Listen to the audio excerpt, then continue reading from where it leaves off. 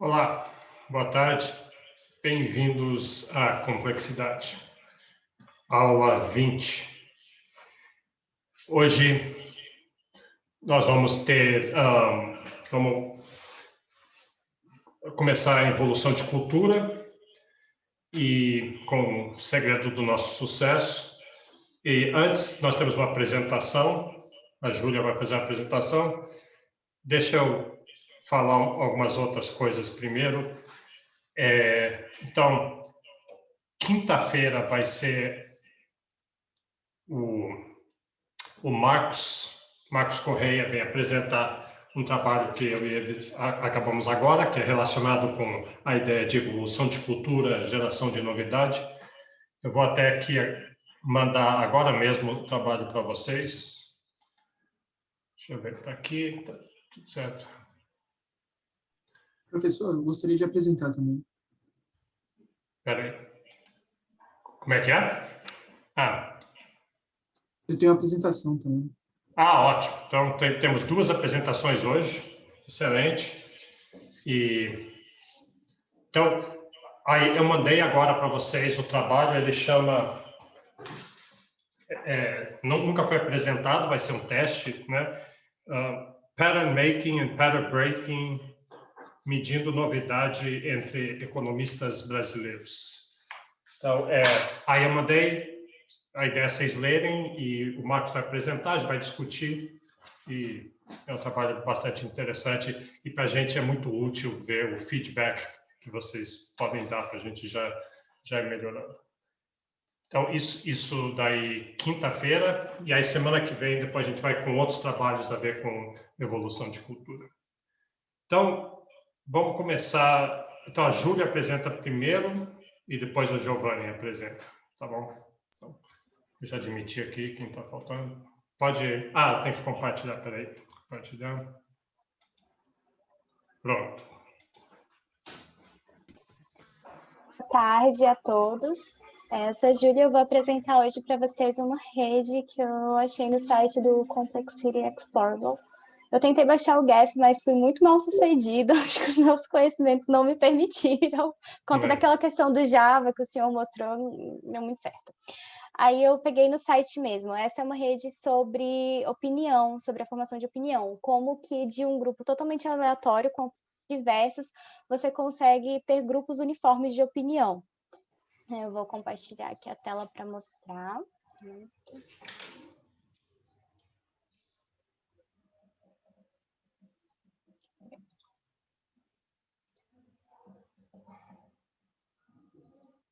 Estão todos vendo? Dá para ver, professor? Dá para ver. Então, esse modelo ele é derivado de um artigo do Newman com Home, e nesse artigo eles estudam justamente essa questão de como que, de um grupo diverso de opiniões, você consegue ter grupos uniformes ligados, as pessoas que têm opiniões próximas, elas vão ficar juntas nesses grupos, né? Para chegar nesse resultado, para ver como isso acontece, eles dividem em dois grupos de indivíduos. Eles têm dois grupos de indivíduos. Os indivíduos em que eles se cercam de pessoas que pensam parecidos. Então, eu sempre vou estar procurando pessoas que pensam igual a mim. Então, se todo mundo tiver essa tendência, obviamente a gente vai ter grupos uniformes de opiniões. E um outro grupo são de indivíduos que permitem que as pessoas à sua volta influenciem. Então, mesmo que eu tenha uma determinada opinião diferente das pessoas à minha volta, e as pessoas à minha volta pensam de uma forma parecida, eu vou tender a me deixar influenciar pelo pensamento delas e vou pensar igual. Então, assim também eu vou ter grupos uniformes de opinião. E eles falam que, em geral, não é nem que ocorre só uma coisa ou outra, não é que as pessoas só procuram pessoas que pensam parecidas ou só que as pessoas se deixam influenciar pelo meio. Na verdade, é uma mescla dos dois. Você tem dois tipos de indivíduos: aqueles que vão sempre se ajuntar a pessoas que pensam parecido e as outras que sempre vão estar procurando pessoas que pensam igual. E aí esse modelo ele é derivado mais ou menos disso, né? Aqui a gente tem 160 nós fixos, sempre vai ter esse número, e cada nó tem, em média, 2,5 links conectando ele a outros. Quando eu começar a rodar o modelo, o que vai acontecer? Se eu tiver 2 nós conectados, 2 nós diferentes, de opiniões diferentes, cada opinião é uma cor, ao todo são 10 tipos de opiniões. Você vai igual, por exemplo, aqui, tem essa corzinha, o cinza e o verde. Duas coisas podem acontecer. Ou essa ligação ela vai ser rompida, e aí cada nó vai buscar um outro nó para ele se conectar, ou se a ligação não for rompida, um vai se convencer da opinião do outro. Ou o cinza vai ser convencido pelo verde, ou o verde vai ser convencido pelo cinza, com uma possibilidade de 50%. A probabilidade é igual para um se convencer do outro. E aqui no modelo eu vou contar, essa daqui é a probabilidade de ligação, quanto menor eu deixar, se eu deixar aqui no mínimo, isso quer dizer o quê? Que eles não vão quando tiver com nós diferentes conectados, essa ligação ele não vai ser rompida. Então, eles vão sempre se deixar convencer pela opinião do outro, não vai ter aquele rompimento. Se eu deixar no máximo, aqui, quer dizer que toda vez que tiver um nó diferente, eles não vão romper o link. Eles vão se convencer pela opinião do outro. Eu já vou mostrar aqui o que acontece. Observem bem que as quantidades iniciais, elas são diferentes, não tem uma distribuição igual das quantidades de opiniões de cada um. Então, aqui, ó, deixando aqui no máximo, quer dizer que toda vez que tiver nós com opiniões diferentes, o link vai ser rompido e eles vão se conectar a outro. Aqui, rodando para ver o que acontece. E aí a tendência é justamente que eles formem grupos uniformes de opinião, né? E aí o que acontece? Quando a ligação é rompida e ele vai procurar um outro nó, existem duas possibilidades. Ele pode procurar um nó que pensa igual a ele ou um nó que pensa diferente. E é justamente o que esse parâmetro aqui, que é o quanto a pessoa é mente aberta, está controlando. Se as pessoas forem extremamente mente abertas, eles vão procurar em nós, a propensão de procurar nós diferentes vai ser maior. Deixa eu virar aqui. Então, ele vai se encaminhar para o mesmo caminho do outro, só que vai demorar mais um pouquinho de acontecer. Então, vai demorar aqui um pouquinho, mas vai indo para estar todo mundo igual. Porque aqui eles estão procurando nós iguais, só que mais devagar, porque eles aceitam estarem conectados com nós diferentes. Agora, se eu deixar isso daqui no mínimo, aquele equilíbrio para formar os grupos uniformes vai ser ainda mais rápido, porque além deles não aceitarem opiniões diferentes, quando a ligação for rompida, eles ainda vão procurar grupos que são iguais a eles. Então, vai ser ainda mais rápido o processo da formação dos grupos uniformes. E nesse caso aqui, como eu estou deixando essa probabilidade muito alta de religação muito alta, eu não estou deixando com que eles se permitam se convencer da opinião dos outros, a quantidade das opiniões aqui não muda, porque ninguém está se convencendo de nada. Toda vez que tem uma opinião diferente, o link é rompido e eles procuram um outro link. Então, a quantidade de opiniões não muda, porque não tem ninguém mudando de opinião. Agora, se eu deixar as pessoas mudarem de opinião e colocar... Essa aqui é mais ou menos a entrada padrão que eles dão para o modelo, para a gente ver como acontece.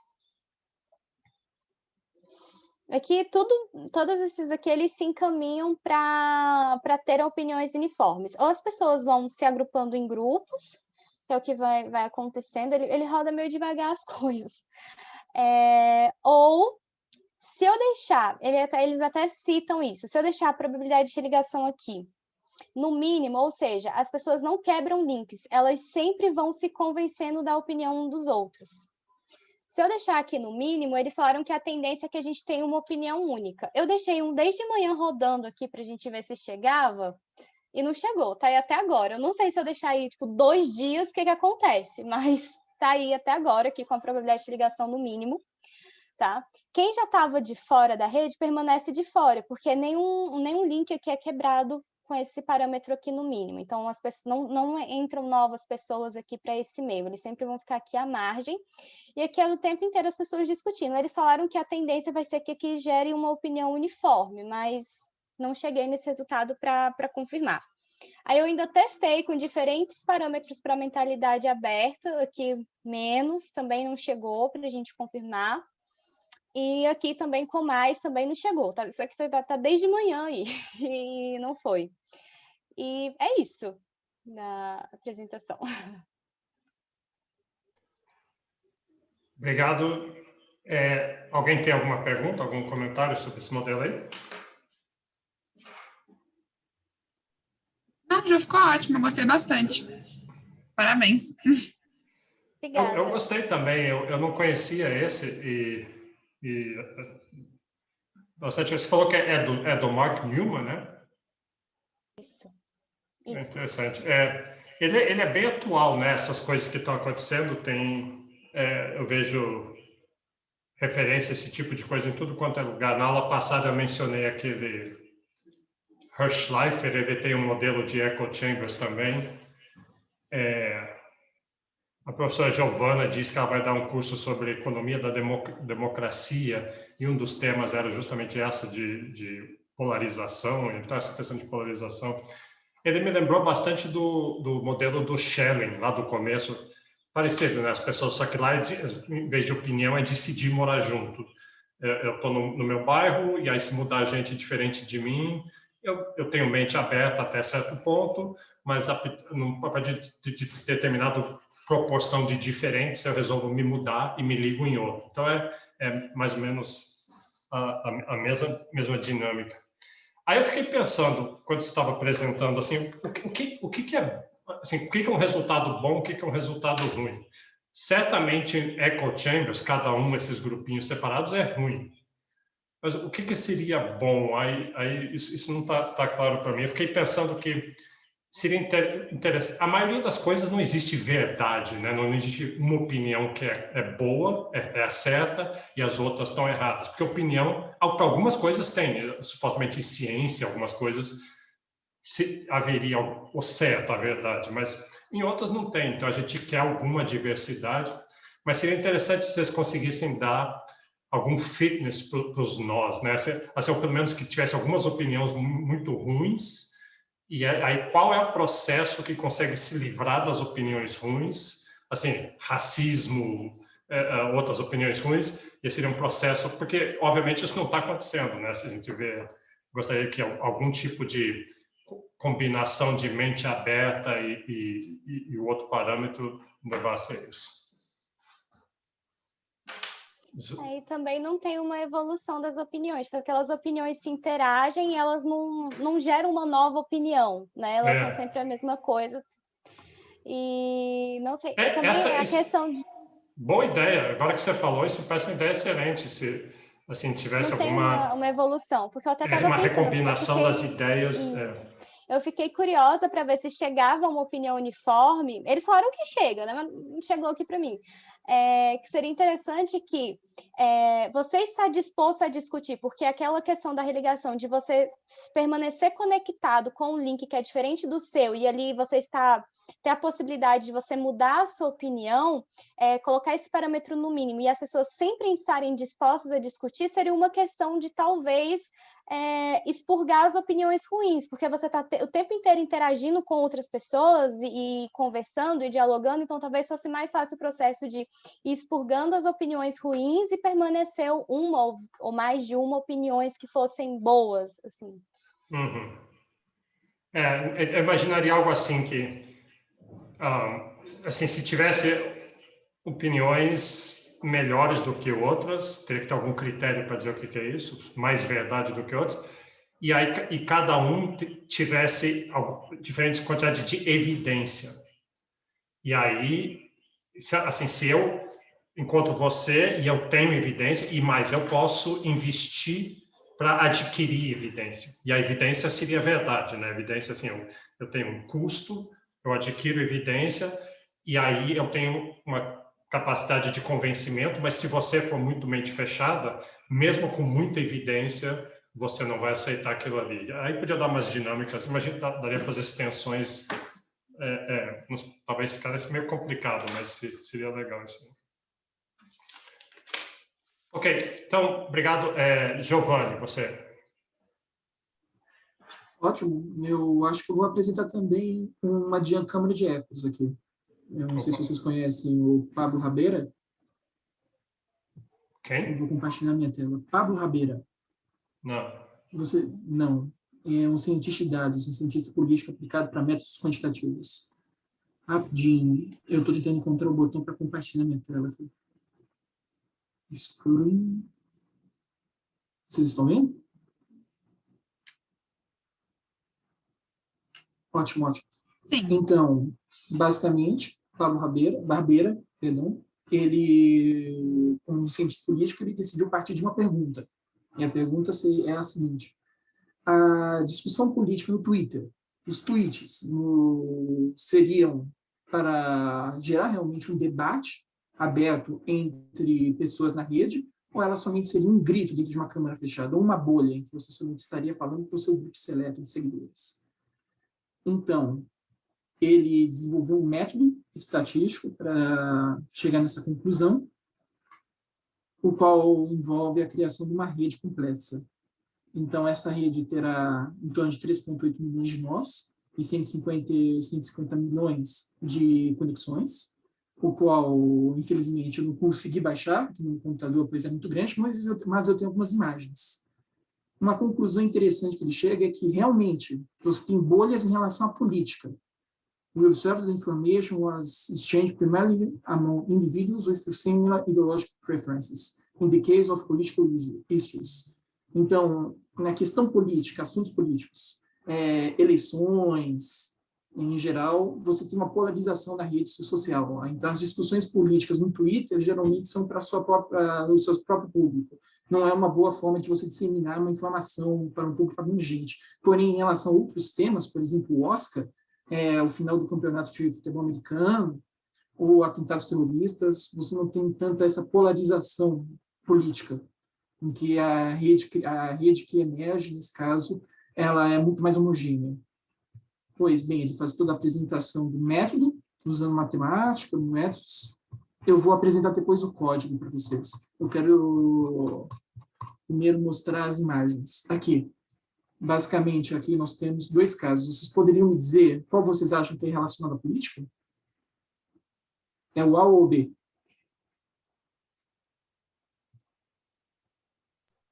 Pois bem, essa imagem é aqui relacionado às eleições americanas de 2012, em que você tem vermelho como sendo os republicanos e azul como sendo os democratas. Vocês continuam me ouvindo, não é? Sim, sim. Ótimo, ótimo. Então, eu vou abrir essa imagem específica aqui agora, para ter um melhor detalhe dela, rapidinho. É a figura 3D, se não me engano.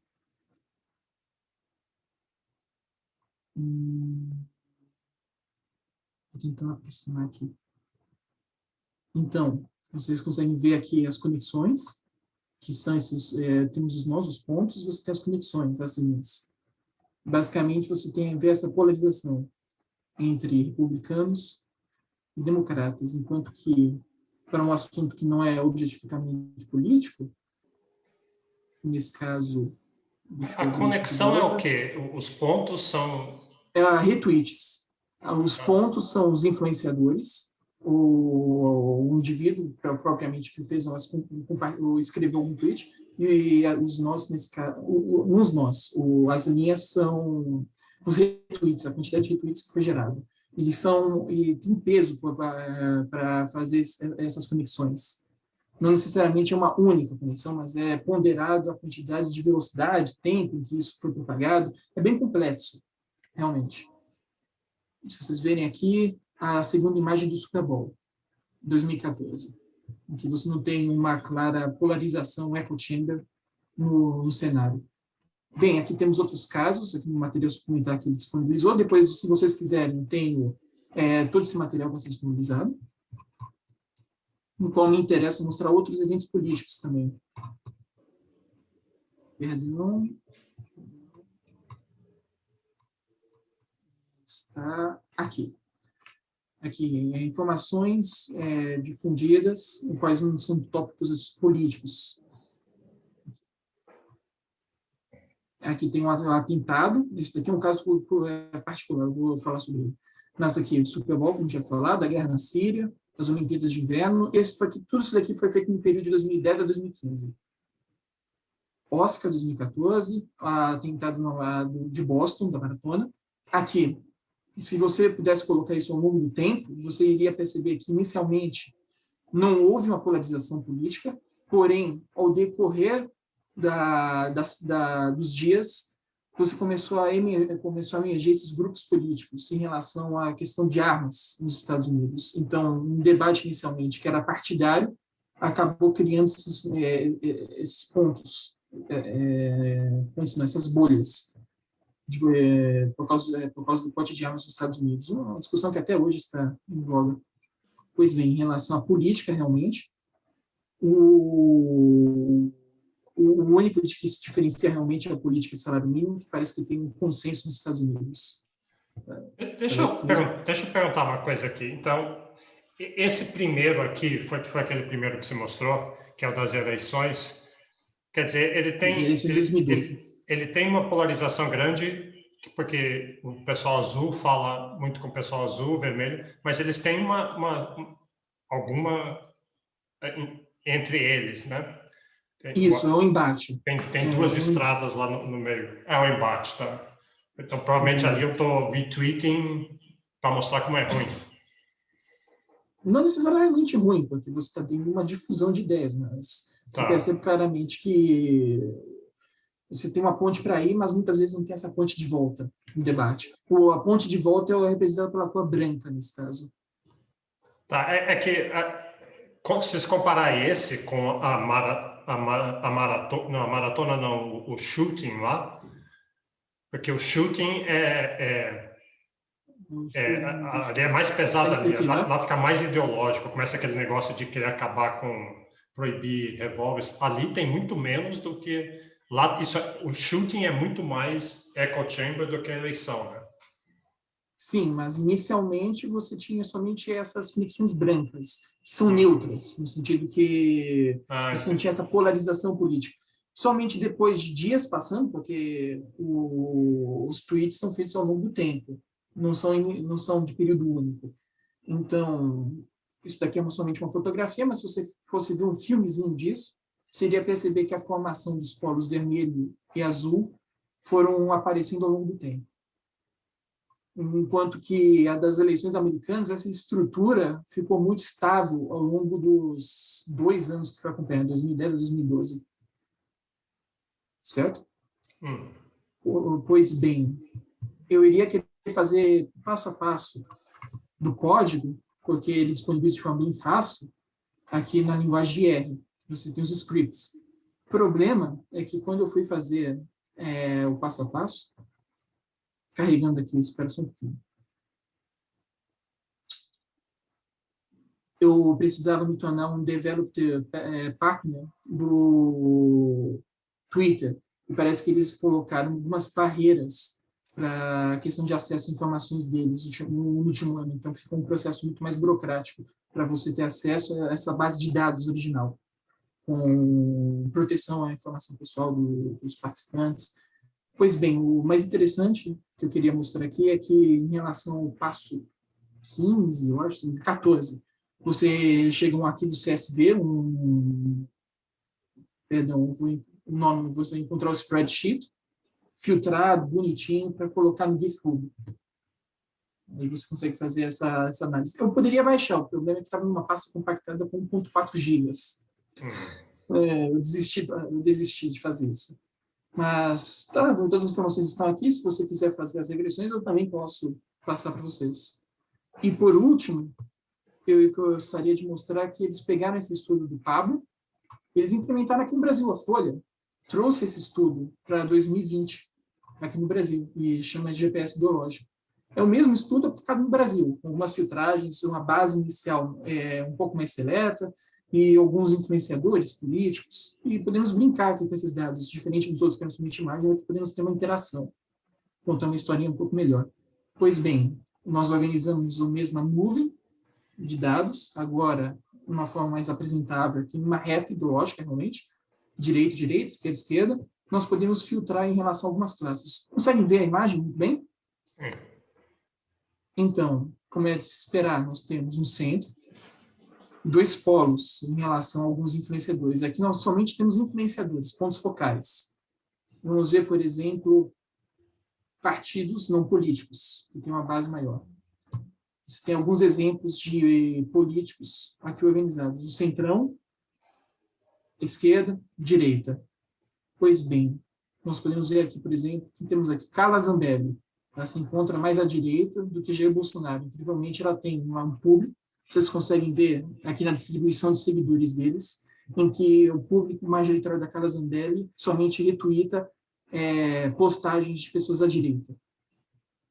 Muito mais do que a distribuição, aqui podemos falar do João Moedo, que temos até um público um pouco mais de centro. Conseguem ver? Outra questão que interessante que podemos falar é em relação à densidade dos espectros políticos aqui no Brasil em relação aos artistas. O que vocês esperariam de ver os artistas? Mais pessoas da esquerda, mais da direita, mais pessoas de centro, partidárias? Esquerda pesado. Centro-esquerda, eu diria. Então, nós chegamos à conclusão que temos aqui quase uma bolha, realmente, em relação à esquerda, e também temos uma pequena bolha, só com alguns artistas aqui, ó, da direita. Temos alguns intermediários, Rafinha Bastos. Eu acho que em youtubers, se você ver aqui, vai ter Felipe Neto, tem o Pirula, aqui o Alexandre Garcia também, eles colocaram como youtuber.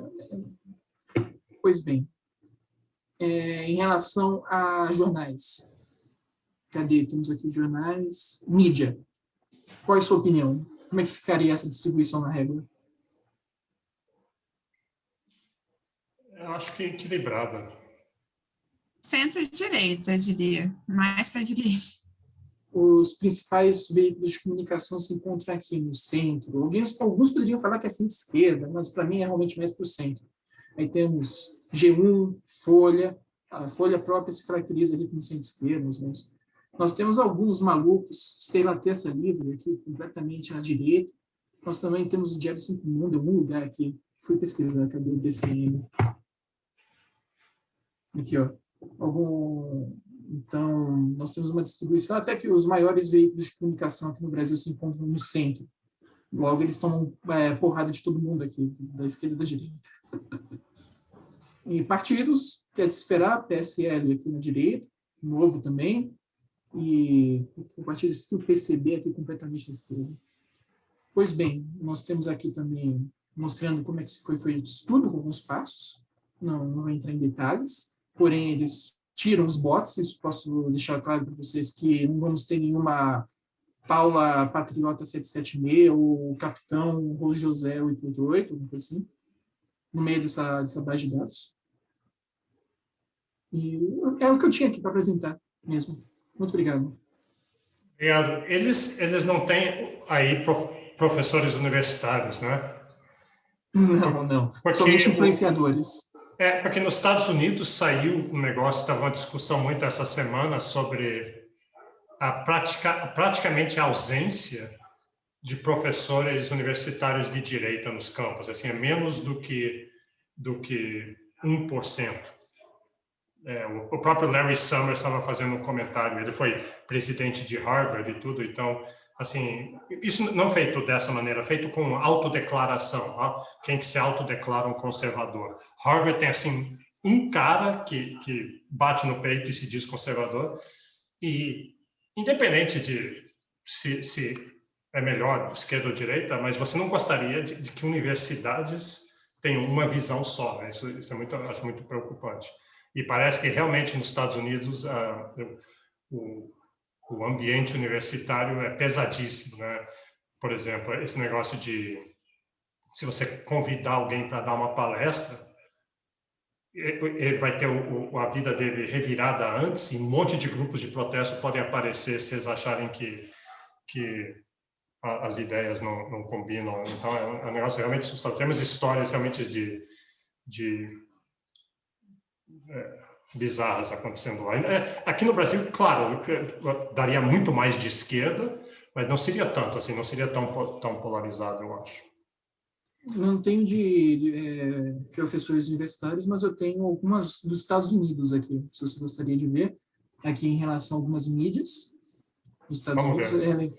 Obviamente, deixando claro que esquerda nos Estados Unidos é diferente de esquerda aqui no Brasil.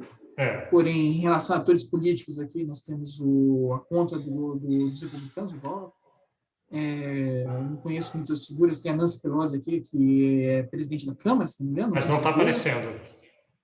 Você tem que compartilhar. Não está aparecendo. Você tem que compartilhar.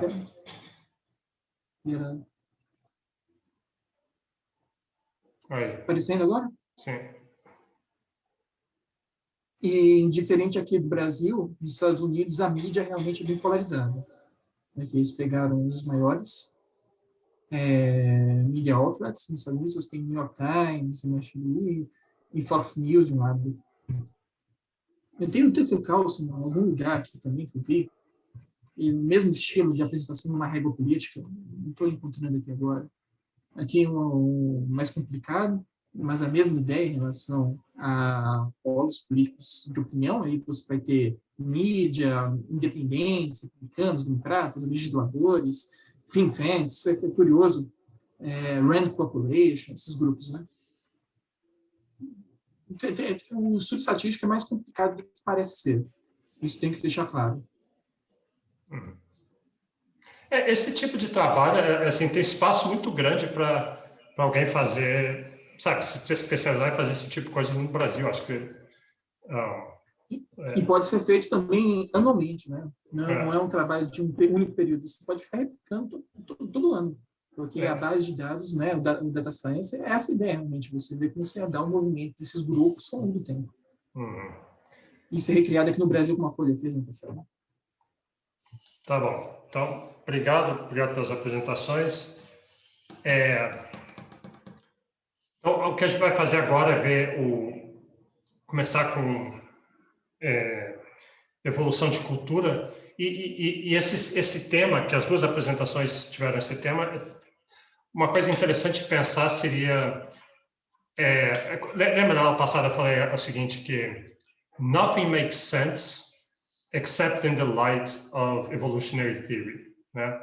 Que se tem alguma coisa acontecendo, por exemplo, isso aqui, as pessoas cada vez estão mais polarizadas, as pessoas têm uma tendência, não precisa muito esforço e rapidamente as pessoas caem em grupos, segregação.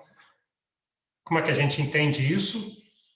Seja lá como você for explicar, tem que ter um fundo evolucionário. E tem. Isso que eu vou falar agora, que eu vou apresentar o segredo do nosso sucesso, vai mostrar muito essa ideia, e toda essa área de cultura está muito ligada com essa noção de grupos, que seres humanos evolucionariamente se juntam em grupos. O meu negócio está piscando aqui, mas acho que está certo. Deixa eu compartilhar aqui.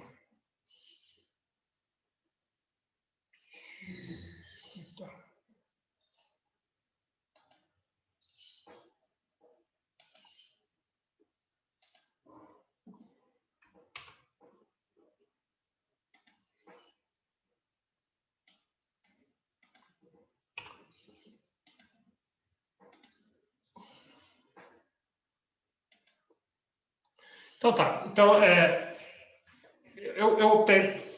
vou começar essa parte. A gente vai ter várias aulas sobre evolução, em particular evolução de cultura, e a pergunta é assim, como é que se organiza, como é que gera novidade, como é que gera novas ideias, e também essa ideia de como é que a cultura influencia as nossas escolhas e inclusive variáveis econômicas. Eu vou basear nesse livro aqui, que é do Joseph Henrich. Ele tem um outro livro foi lançado ano passado, então ele é o cara que está acontecendo nessa área. The Secret of Our Success, como cultura está determinando a evolução humana, domesticando nossa espécie e nos fazendo mais inteligentes. Então, vamos lá. Ele é discípulo desses caras aqui, Boyd e Richardson, são 2 antropólogos. Eles são os nomes associados com a evolução de cultura. Tem uns outros antes, que chamam Feldman, Cavalli, Schwartz e Feldman. Mas esses aqui, de fato, são os nomes associados com isso. E aí eu já vou tentar por uma coisa, que essa literatura que eu estou citando, você pode dizer assim, mas eu já ouvi falar em economia evolucionária. Tem toda uma linha de economia evolucionária, tem vários periódicos de economia evolucionária, mas eu não estou vindo por esse lado. Você já deve saber, inclusive, Schumpeter, por exemplo, tinha uma visão evolucionária. E vários outros, Veblen, eu acho que tinha visão, não sei se fizeram HPE, mas não são muito, esses nomes, essas linhas, os nomes são grandes, mas essas linhas não são muito grandes hoje. O próprio Hayek tinha uma visão evolucionária, de certa forma, o mercado meio que segue por evolução, mas eu não estou vindo por essa área. Eu acho meio insatisfatório a pegada evolucionária. Eu adoro o Hayek, adoro o Schumpeter, mas eu não acho porque eu acho que eles não estão engajando com teoria evolucionária, estão pegando a evolução mais como uma metáfora, e aqui é realmente evolucionário darwiniano, que a ideia é que esses vários contextos que a gente vai olhar, realmente é a evolução que está acontecendo, mas é a evolução de cultura. E aí, mais para frente, vou definir cultura, a gente vai ver. Então, aqui eu vou fazer que nem o Joseph Henrich faz. Ele começa com um puzzle, assim. Então, o puzzle é assim, o ser humano, Homo sapiens, saiu da África 10 mil anos atrás, lá da região da Etiópia, onde tinha a Lucy, né, que é o esqueleto lá que é mais antigo que tem. E aí eles foram para vários lugares no mundo.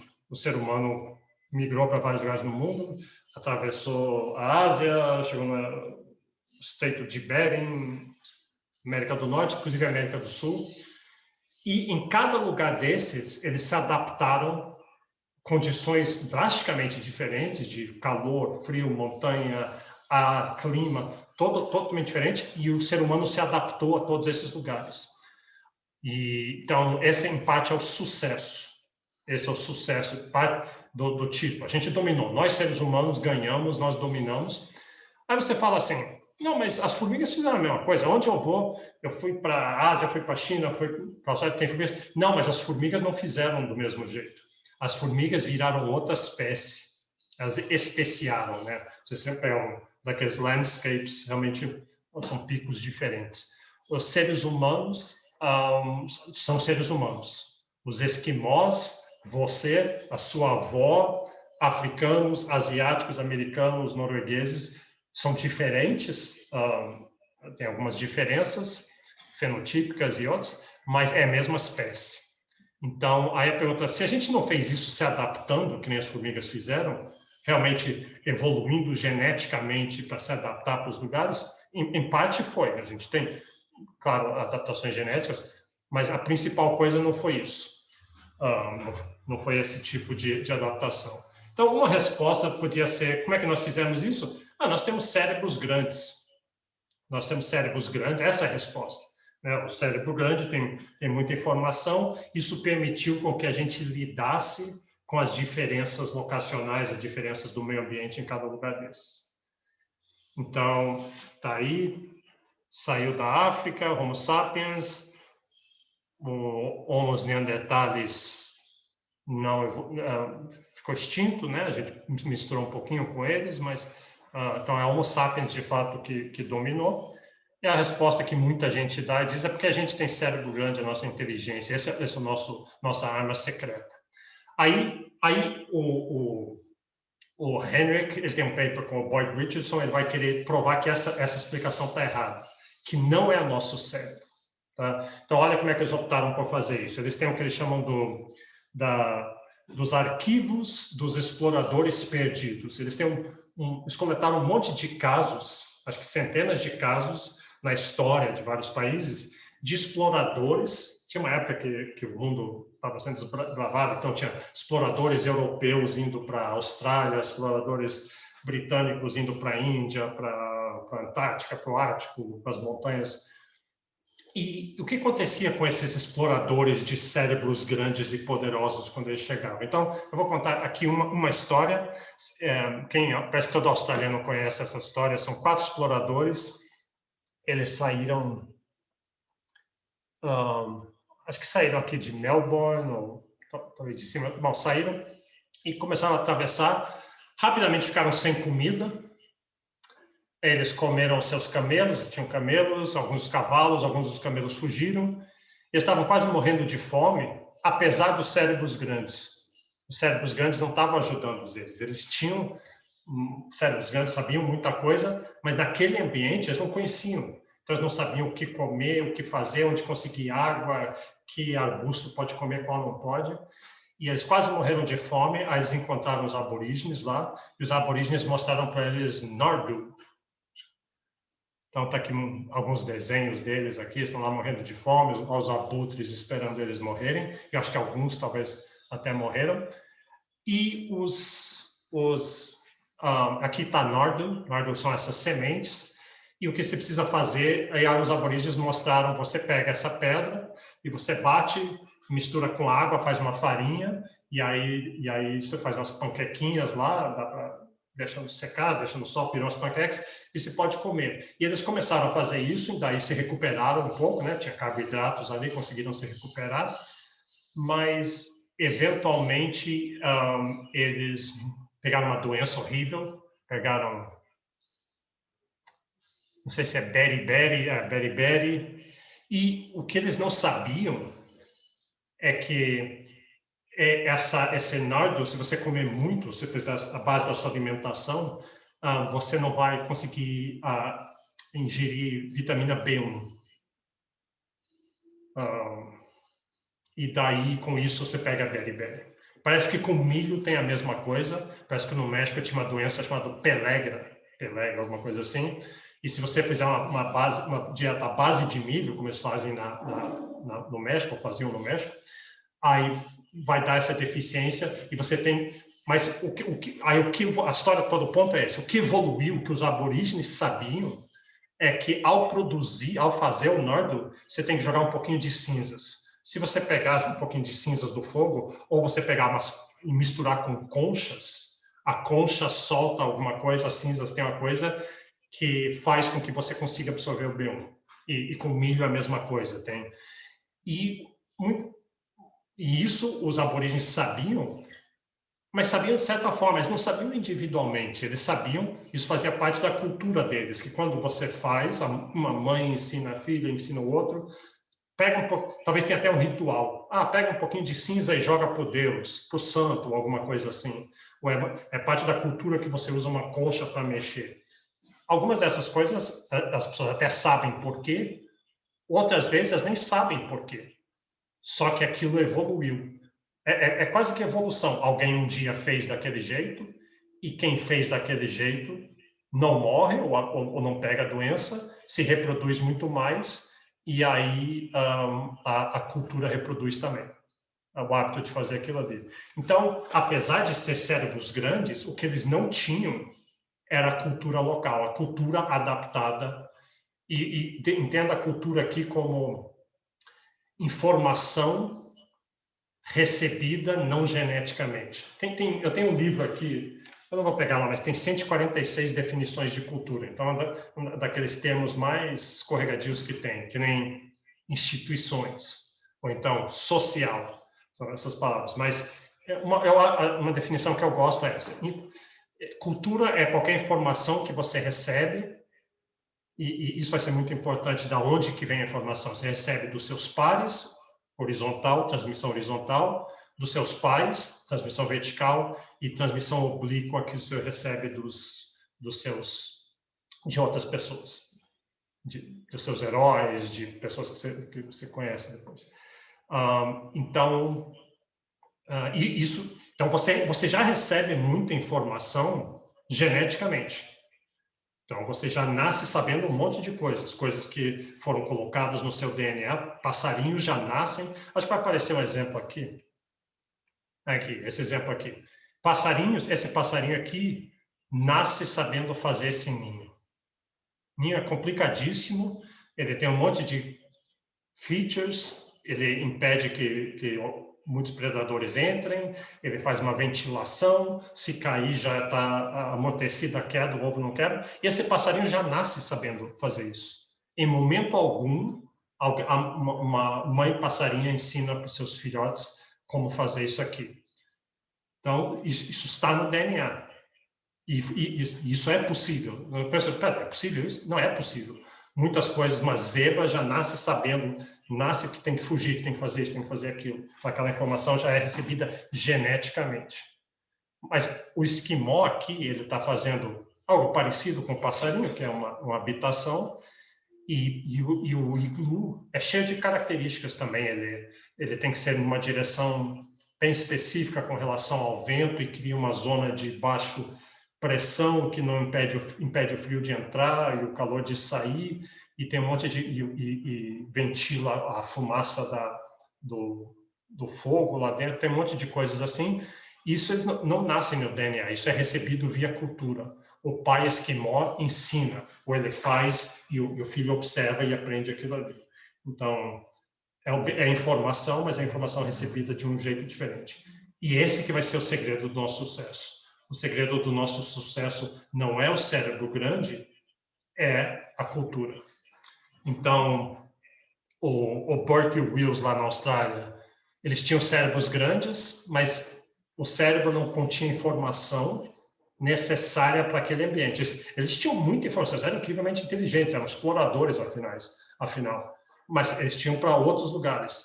No entanto, qualquer garotinho dos aborígenes saberia como fazer nardu, saberia o que pode comer, o que não pode, onde tem água.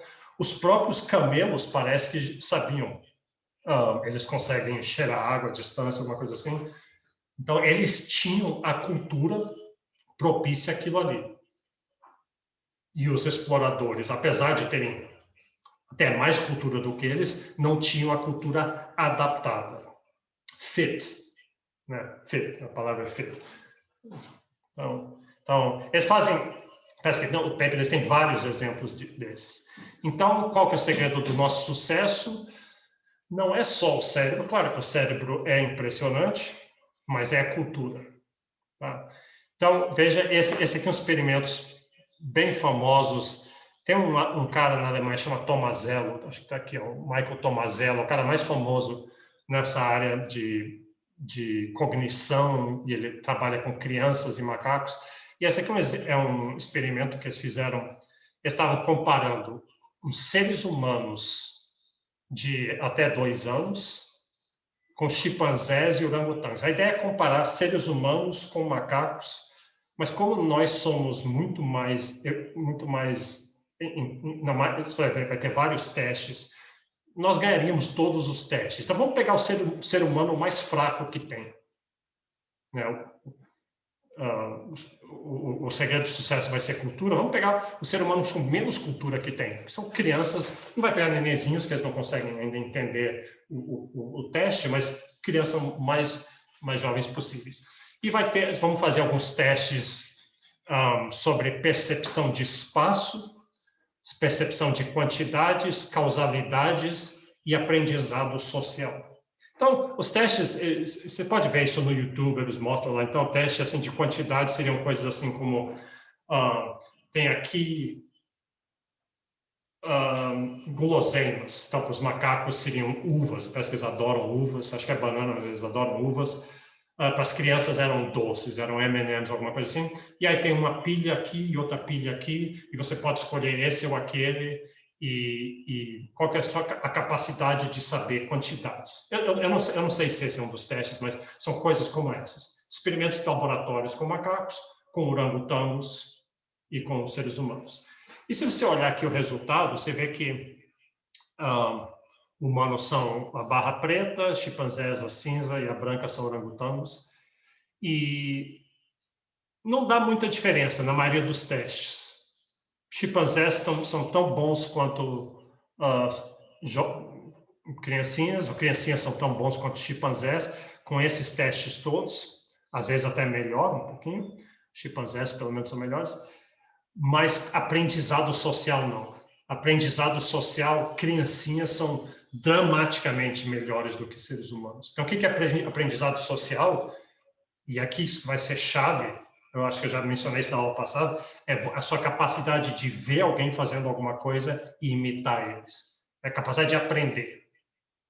Aprender a fazer um iglu, aprender tudo, ou, essencialmente receber cultura. Se cultura é informação que se adquire dos outros, então um ser humano já está ali recebendo cultura com 2 anos. Acho que na aula passada até mencionei, até no útero, tem evidência até no útero, informação já está indo de ouvindo a voz dos pais e imitar esse tipo de coisa, aprender a falar, aprender as palavras, aprender esse tipo de coisa. Aqui o mesmo trabalho, aqui a mesma coisa, você vê humanos, chimpanzés, noção de espaço são iguais, né? Estatisticamente igual, quantidade estatisticamente igual, causalidade estatisticamente igual, social learning, criancinhas lá em cima, a gente já nasce aprendendo, absorvendo. Não é só aprender, é também muito de saber de quem aprender. Muito do pesquisa do Heinrich é essa, assim, nós somos máquinas de copiar, máquinas de imitar, máquinas de aprender, mas tem um monte de gente fazendo. Quem é que a gente vai escolher? E é muito importante, você quer escolher de aprender das melhores fontes possíveis, né? Então, numa tribo, você vai, dependendo do que for, vamos copiar o melhor caçador. Ou então vamos copiar a pessoa que os outros parecem estar respeitando melhor. Outras tarefas, eu vou copiar pessoas mais parecidas comigo. Não vou copiar adultos, vou copiar outras crianças só um pouquinho mais velhas do que eu. Porque daí, se eu for tentar copiar, eu sou uma criancinha, vou copiar um adulto, não vou saber, não vou conseguir fazer muito, é um salto muito grande. Mas se eu copiar as outras crianças, só que um pouquinho mais velhas do que eu consigo dar esse passo e vou subindo passo a passo, assim por diante. Então, aprendizado social é muito importante. E olha aqui a ideia de teoria de mente, eu não sei se é assim que fala em português, theory of mind. Theory of mind é a ideia de que quando eu falo com você, ou eu copio você, eu estou interagindo com você, eu sei que você é outra pessoa e que você está pensando que eu sou outra pessoa. Então, é a minha teoria dos jogos. Eu sei, eu estou pensando o que você vai fazer e eu sei que você está de olho no que eu vou fazer. Então, e parece que a maioria dos outros animais tem muito pouco isso. Não consegue fazer isso aqui. Aí eu peguei a definição de Theory of Mind. Quer ver um teste que eles fazem com isso? É assim, como é que é? Você tem... Entra alguém, você faz primeiro com crianças, depois com macacos. Entra alguém e está procurando... alguma coisa assim, tem a chave na mesa, aí tem 3 baldezinhos e eu pus a chave debaixo de um dos baldes. Aí várias vezes eu entro e pego a chave lá debaixo dos baldes. Aí eu saio, entra outra pessoa e o macaco está olhando isso, a criança está olhando isso, e tira a chave e põe debaixo de outro dos baldes. Aí eu entro e vou procurar a chave no balde que eu deixei e eu não encontro. Eu faço assim que eu estou procurando, mas eu estou estranhando, eu botei a chave aqui, eu botei a chave aqui. Aí a criancinha rapidamente entende. Ele está procurando a chave, ele colocou a chave lá, logo ele deve estar pensando por que a chave não está lá. Isso é theory of mind. Ele está se pondo na mente do outro, pensando o que o outro está pensando. E aí a criancinha aponta, está nesse outro. E parece que os macacos não conseguem fazer isso.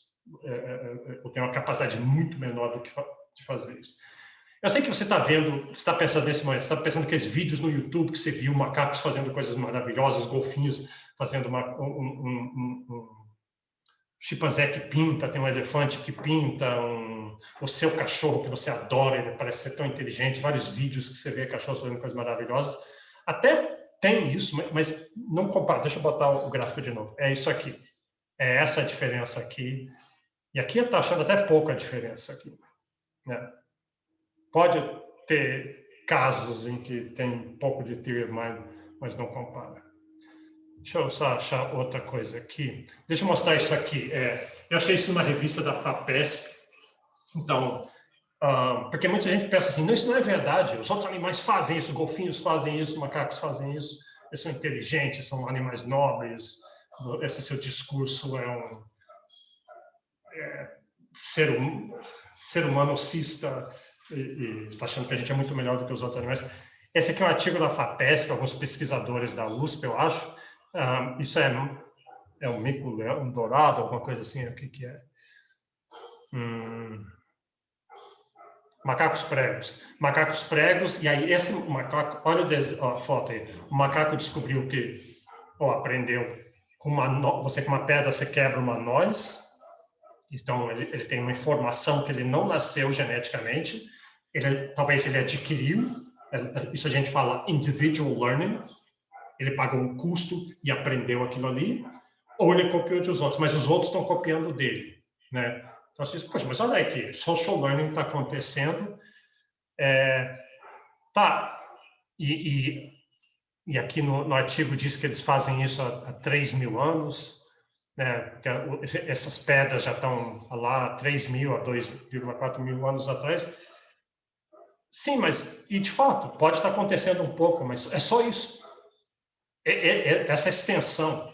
Isso uma criancinha de 1 ano de idade já estava fazendo e vai passar a fazer muito mais. E vai exponencialmente vai crescer a quantidade de cultura que ela vai absorver. Mas os macacos vão ficar só nisso. Não. Então, esse é o segredo do nosso sucesso. Tá. Então, essa teoria, um dos jeitos de chamar essa teoria seria Dual Inheritance Theory, é um dos nomes, tem vários nomes. Então, tem um cara chamado Edward O. Wilson, não, David Sloan Wilson, tem o Edward O. Wilson e tem o David Sloan Wilson, que está empurrando muito essa visão. Então, está aqui que está a cultura. Você recebe informação dos seus pais via genética. Então, você já recebe um pacote. Você recebe outras coisas genéticas, o seu corpo, todo o funcionamento, tudo lá. Mas, além disso, tem outras informações. Você já nasce sabendo várias coisas geneticamente. Ou seja, mesmo se a gente pegasse você... Tem alguns casos desses no mundo e assim que você nascesse e pusesse no quarto separados, nunca tem contato com ninguém, mesmo assim algumas coisas você já ia saber. Mas muita outra informação você vai pegar por transmissão vertical dos pais, transmissão horizontal dos seus pares, de outras pessoas da sua idade, parecidas com você, tanto parentes como não parentes, e transmissão oblíqua de outras pessoas. Você vai copiar, você vai ter ídolos, você vai ter professores, vai ter televisão, e você vai pegar outra informação. E aí, o que acontece com o Inheritance Theory é que é uma coevolução. Acontece da genética, dessa parte genética, acontece com a cultura. Por isso que é dual. É que você recebe cultura, a cultura vai afetar a parte genética, cultura mudou a posição dos nossos olhos, o fato que tem eu sempre esqueço o nome disso, a gente tem branco no olho, né? Tem um nome para isso, esclerose, alguma coisa assim, não sei, esqueci o nome. Macacos não têm. Tem macaco aqui? Dá para ver o olho dele? Acho que é esclera, professor. Você vê assim, esse é um filme que eu ia mostrar um clipe, mas não vou gastar o tempo. Era justamente uma cena de um macaco de outra tribo sendo aceito, não é um macaco, um first man, antes dos homo sapiens, mas já nossos... Hominídeos. Hominídeos, E ele chega e ele sabe botar um pauzinho num formigueiro e puxar as formigas. E as outras vêm e olham assim, não conseguem, que já nunca viram aquilo, mas imediatamente eles pegam aquilo. Achei que era um jeito visual de ver isso. Mas repara, ele não tem o branco do olho.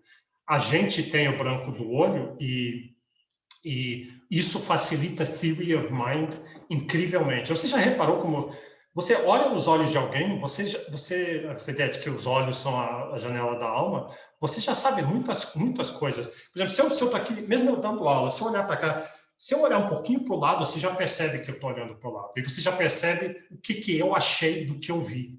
Se eu gostei, não gostei, fiquei assustado. Então, isso evoluiu porque isso facilitou Theory of Mind. Da gente saber o que o outro está pensando para eu aprender a me comunicar melhor. Então, coisa assim, a laringe, vai aparecer mais para frente o paper, a nossa laringe, ela teve que descer e vir para cá, a nossa boca não abre tanto quanto a dos outros macacos, a gente não tem a força que um chimpanzé tem, uma força incrível na mandíbula, o nosso intestino ficou fino, ficou pequeno, quando a gente começou a cozinhar comida. Então, cozinhar comida é cultural, é informação cultural. Então, foi cultura que a gente recebeu, pega um pedaço de carne, pega uma batata, cozinha. Ao fazer isso, deu uma vantagem tremenda. Então, pessoas que faziam isso, esse pedaço de cultura, ela vai evoluir, ela vai ser replicada, porque ela gera uma vantagem adaptativa, mas aí ela vai passar, o nosso intestino vai ficar mais fino, vai evoluir, fino não, mais curto, não precisa daquele intestino grande para digerir aquela fibra, aquela celulose toda, porque a gente já está digerindo com fogo. Dedões opostos, pés arqueados para correr, pelo sem pele e que sua, capacidade de digerir leite. Então, esse é um exemplo clássico que todo mundo fala, the dual inheritance theory. Ninguém consegue digerir leite, uma vez que você para de amamentar, não consegue digerir leite. Em algum momento, algumas tribos africanas, por exemplo, tem uma cultura, eles recebem a cultura de domesticar gado. Aqui é uma vantagem muito grande, essa informação de como lidar com gado, como domesticar, que daí você tem aquela carne, aquela energia toda. E tinha o leite, só que ninguém podia tomar o leite, porque o leite dava dor de barriga, né? Intolerância à lactose. Podia até fazer queijos ou coisa assim para tentar resolver, mas eventualmente vai dar uma mutação, uma recombinação, que algumas pessoas vão ter uma enzima para digerir o leite, e essas pessoas vão ter uma vantagem muito maior para se reproduzir, porque tem aquela abundância de calorias sobrando. Então, aí, essas pessoas vão ter mais filhos e os filhos vão ser tolerantes à lactose. Então, a cultura mudou a genética, daí a genética, você sendo tolerante à lactose, vai fazer com que você domestique mais gado ainda e lide mais com leite, produza outras coisas com leite e assim por diante. Então, isso é coevolução. Uma coisa muda e muda outra. Uma coisa muda e muda outra.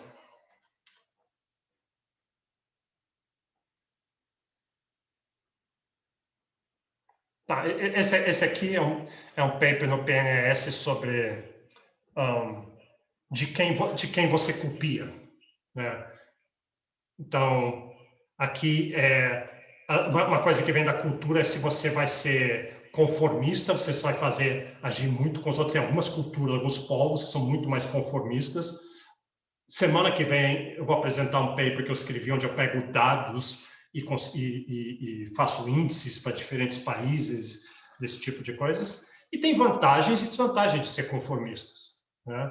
Então, uma vantagem de ser conformistas com o Covid que viram, para uma pandemia é muito bom ter. Alguém fala, uma autoridade fala assim, use máscara e distancie socialmente, aí todo mundo, tá bom, nós vamos fazer isso, sabe? Conformista, não vou desafiar a autoridade, porque na minha cultura não é de fazer isso. Isso é muito bom numa pandemia. Então, lá é um comportamento, é uma cultura fit, adaptada.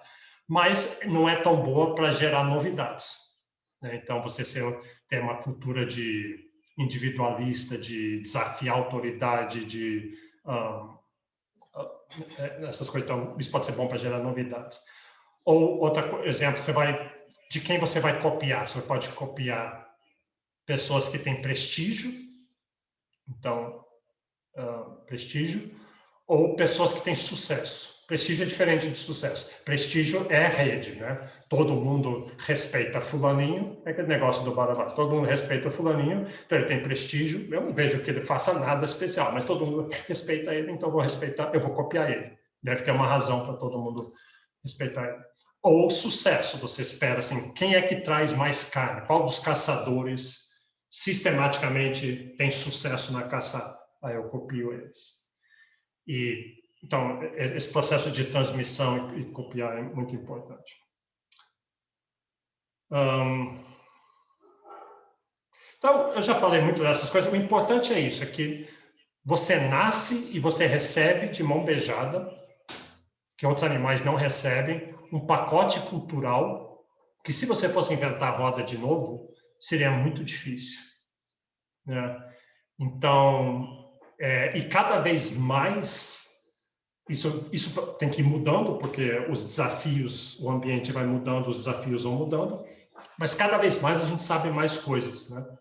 Então, o segredo do nosso sucesso é esse pacote cultural, é o cérebro, claro, mas como os exploradores perdidos mostram, só o cérebro não basta, você tem que ter, não é só o hardware, é o software, você recebe esse pacote cultural. E aí, muito que eles fazem é ver como é que é essa transmissão, em que condições são necessárias para fazer com que esse pacote cultural seja melhor, seja passado mais fácil e tenha melhores condições. Então, olha o que esse pacote cultural traz. Coisas como a roda. Parece que os incas eles não tinham rodas, os incas e os astecas, populações bastante avançadas em algumas dimensões, mas não tinham a roda. Então, eles tinham brinquedos com rodas, eram as carrocinhas, mas não ocorreu a ninguém de fazer uma carroça, e certamente isso seria útil. Imagine uma sociedade, eles tinham estradas até, eles faziam estradas, mas sem rodas. Arco e flecha, elasticidade, você tem energia na elasticidade, números, tem muitas sociedades que contam 1, 2 e muito, só tem 3 números, 1, o 2 é claramente distinto de 1, e o 3, e não tem 3, tem muitos. Outros têm 10, que são 10 dedos, conta os dedos. Outros têm 17, que é os 10 dedos, cotovelos, ombros e nariz, alguma coisa assim. Tem sociedades... Isso é coisa de antropólogo, né? Que eles iam para várias sociedades...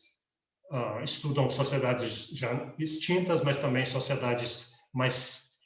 ainda hoje, caçadores-coletadores, que você tem palavras, por exemplo, a dizer ao lado de, atrás de, na frente, que muitas sociedades ainda não tinham isso. Então, são todos instrumentos culturais incrivelmente úteis, porque daí eu posso descrever para você, eu achei mel ali em algum lugar, onde é que está? Está atrás daquela árvore grande. Se eu não tiver a palavra atrás, eu vou dizer, ó, árvore grande, está lá perto da árvore grande, mas... né? Então, o Jovis Heinrich, no livro dele, tem muitos desses exemplos, porque ele morou na Bolívia, parece. Ele fez essas coisas de antropólogo, de ficar 6 meses com povos.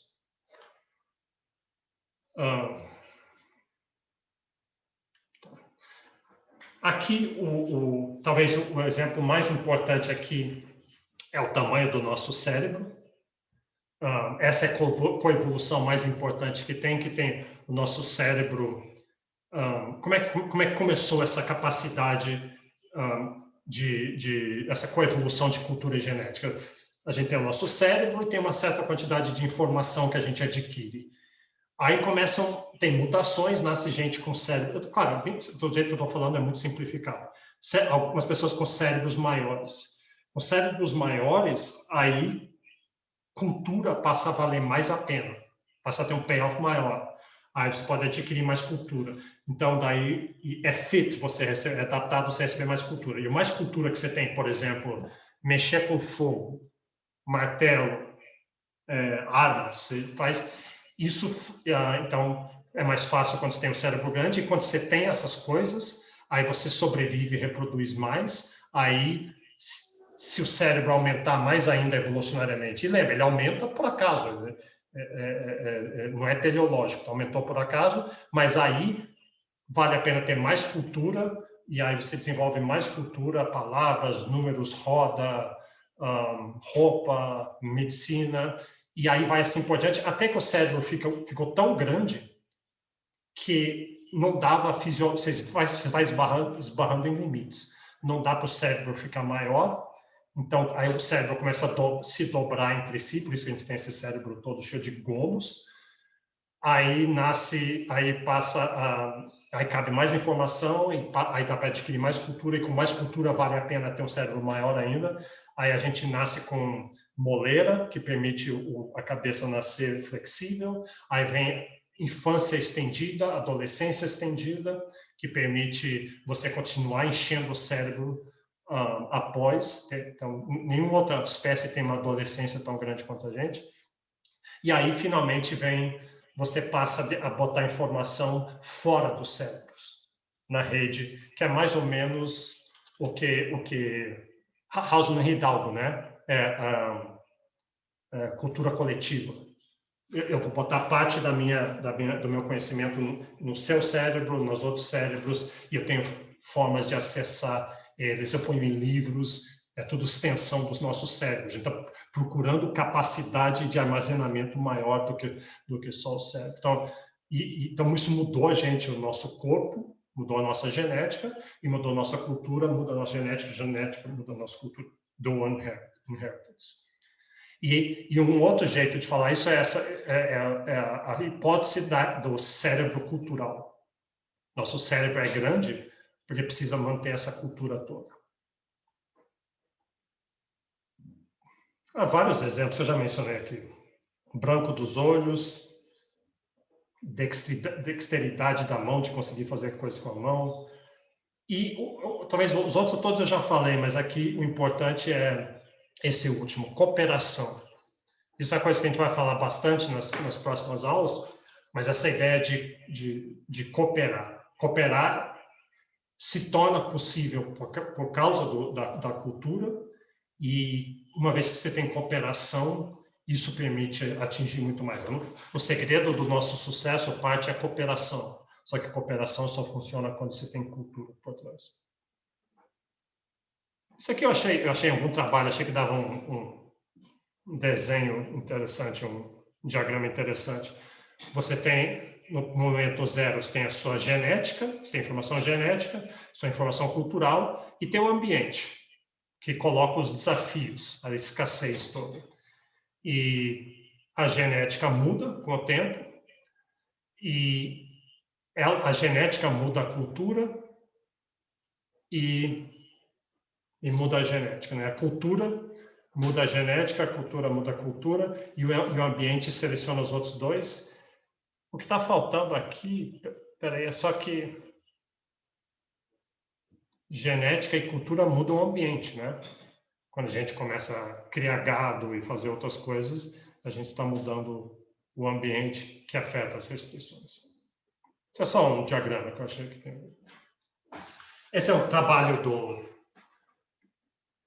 dando alguns exemplos dessa coevolução genética cultural. É o Herbert Gintes, que é um cara bem interessante. Você já viu ele é fisicamente interessante. E ele está lá, aquilo que eu falei, como é que a evolução de cultura, essa coevolução genética-cultura, reposicionou nossa laringe. A laringe dos macacos é muito mais alta e não dá para falar que nem a gente fala. Dá para grunhir, para gritar, fazer outras coisas, mas é muito útil se a gente quer cooperar e se comunicar e aprender socialmente, é útil ter palavras. Então, aos poucos, houve uma vantagem de levar a laringe para baixo. Tá. Bom, aí, eu já vou parar, porque está chegando a hora. Eu vou deixar algumas coisas para a próxima aula, mas só mencionar duas coisas. Aí, tem um modelo que vai aparecer lá num outro trabalho que eu vou apresentar semana que vem, que é essa do cérebro coletivo, que tem a ver com se é verdade que o segredo do nosso sucesso é justamente cultura, e cultura se adquire dos outros, Então, sob que circunstância que organizações sociais, que forma de organizar a sociedade eram conduzíveis, eram propícias para mais acumulação de cultura? Porque algumas sociedades adquiriram... Tem que tomar cuidado aqui, porque essas coisas... evolução atrasou várias décadas no passado por causa de viradas eugenistas, de dizer tem uma cultura que é melhor do que as outras, essa cultura é boa, essa cultura é ruim, e daí quer dizer, vamos selecionar essa cultura que é melhor do que as outras. Então, isso atrasou demais, porque daí gerou uma ojeriza em todas as ciências sociais contra a evolução, e só agora estão... Sabe, isso já foi tirado, mas até hoje tem um pouquinho de prevenção, medo de que é isso que as pessoas estão falando quando comparam culturas. Né? Então, mas a ideia do cérebro coletivo é sob que condições a cultura vai ser transmitida melhor. Então, uma das coisas é o tamanho da população, porque os modelos do Boyd e Richardson têm muito o seguinte: tem aprendizado social, as pessoas estão aprendendo uma com as outras, mas da onde que vem novidades? Quando é que vai surgir algo novo? E então é como se então tem aprendizado individual. Em algum momento, antes está todo mundo fazendo a flecha do mesmo jeito, ou construindo canoas de um jeito só, ou falando um certo vocabulário, mas em algum momento alguém descobre algo novo, um jeito novo de fazer. A próxima aula já vai ser sobre isso, sobre novidade. Isso vai ser em economia. Então, tem esforços de aprendizado individual. É alguém, em vez de copiar os outros, em algum momento, tenta descobrir alguma coisa ali. Então, tem um custo muito grande de fazer isso. E, geralmente, é difícil. Você vai errar, não vai dar certo, vai dar errado. Mas, quando uma pessoa descobre uma coisa nova, uma flecha nova... O jeito que a gente fazia a flecha, mas se a gente puser uma peninha aqui atrás, só isso aqui, fica muito melhor, dá muito mais controle, muito mais distância. Então, a pessoa descobriu algo novo. E aí, dado que todo mundo mais, ou várias outras pessoas, aprendizado social, alguém vai ver que você fez isso e vai copiar, e aquilo vira um bem público. Aquela informação é um bem público. Então, o bem público é ótimo, não tem custo muito baixo para os outros. Então, que tipo de sociedade vai ter mais novidade, vai gerar inovação? Inovação é coisa central em economia. Se fala em teoria do crescimento econômico, é tudo baseado em inovação. A inovação é que permite a coisa continuar indo. Lembra aqueles modelos de scale do Jeffrey West, que as cidades vão crescer, mas vai chegar um momento que não vão conseguir mais? O que compra de você continuar crescendo, continuar sendo dinâmico, é inovação. Então, uma das coisas na evolução de cultura é ter populações maiores. Aqui está um teste feito, um teste bem simples, na verdade, mas Boyd e Klein, eles pegam 10 ilhas na Oceania. Então, ilhas são legais porque ilhas você não está aprendendo com os outros, as ilhas são meio que isoladas, né? Então, você limita a aprendizado social entre ilhas. E eles mostram que eles fazem um índice aqui do número de instrumentos que cada uma dessas ilhas tem, fazendo uma análise antropológica da literatura. Primeiro que são poucas observações, né? Ou então do número de não só o número de instrumentos, mas de quão complexos são os instrumentos, quantos passos você teria que fazer para fazer os instrumentos. E eles notam que quando a população é maior, as ilhas que têm população maior vão adquirir mais instrumentos e instrumentos mais complexos. Então, isso está de acordo com a evolução de cultura. Então, o maior que for a população e o mais interligada que ela for. Né? Porque isso permite que, quando alguém aprende algo novo, quando tem uma inovação, aquilo se dissemine rapidamente para todos os outros. Então, eu vou parar aqui, eu continuo depois na próxima aula com isso, eu só parar com isso aqui. Então, aqui um mamute gigante, deram um tiro, ele está falando, ó, talvez a gente devia anotar aí. A vida inteira eles atiraram em mamute, nunca aconteceu isso, então deve ser um tendão de Aquiles ali. Uma vez que eles descobriram esse ponto aí, tiveram todo o custo de fazer isso, mas aí isso se dissemina entre os outros. Só mais um ponto interessante. que meio que comprova essa teoria, é esse aqui. Esse é um paper muito famoso do Joseph Heimer, que ele estudou a Tasmânia. E a Tasmânia é interessante, que a Tasmânia, isso aqui é o sul da Austrália, e a Tasmânia, aquele bicho do coelho perna longa, a Tasmânia era ligado com o resto do continente, em algum momento, com placas tectônicas e aquecimento global e os mais, se afastou. Então, e aí ele achou evidência de que a Tasmânia tinha tecnologias, em algum momento tinha todas as tecnologias que tinha aqui, e hoje não tem mais. Então, você pode perder informação, você pode perder cultura também. Uma população que era interconectada, quando ela deixou de ser interconectada, ela pode perder cultura. Então, os bumerangues, os martelos, os barcos, etc., se tornaram mais simples na Tasmânia. Então, essa ideia de como é que gera novidade e como é que dissemina a novidade. Eu vou parar aqui, que já foi meio comprido. Tem só um pouquinho mais na próxima aula, eu acabo isso antes da gente fazer o trabalho sobre os economistas.